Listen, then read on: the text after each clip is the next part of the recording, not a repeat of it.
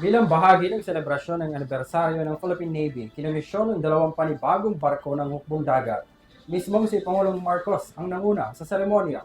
Narito po ang aking report. Of today's Philippine Navy anniversary is the commissioning of BRP Miguel Malvar, FFG-06, and BRP Albert Magini, PG-909. Bahagi ng modernization ng Armed Forces of the Philippines o AFP ang dalawang bagong commissioned patrol gunboat at guided missile frigate na mapupunta sa Philippine Navy.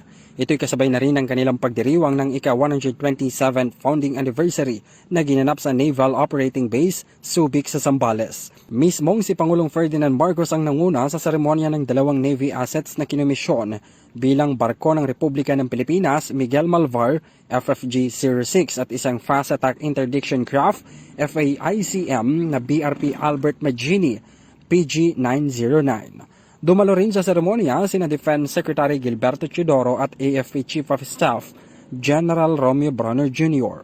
Ang BRP Miguel Malvar ay may disenyo na para sa mga anti-ship, anti-submarine, anti-aircraft at electronic warfare system. May haba itong 118 meter na nagtatampok ng mga advanced sensor at weapons system at idinisenyo para sa long-range multi-role combat operations.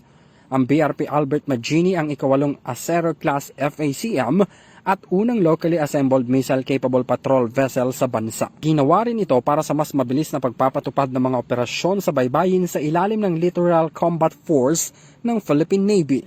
Samantala sa kanyang mensahe, binigyang diin ng Pangulo ang naging trabaho ng hukbong dagat sa matagal na panahon at ang katatapos lang na eleksyon. Itong mga nakaraang linggo, nakita natin ang dedikasyon, tapang at ang tatag ng ating mga sundalong mandaragat sa kanilang pagtulong na masigurong maayos, matagumpay at mapayapa ang halalan. More than 1,800 personnel were deployed in the 2025 election.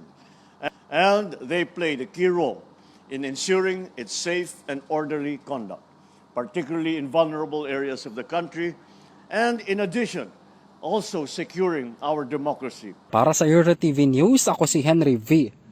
Nicolas, sumasaludo sa bawat Pilipino.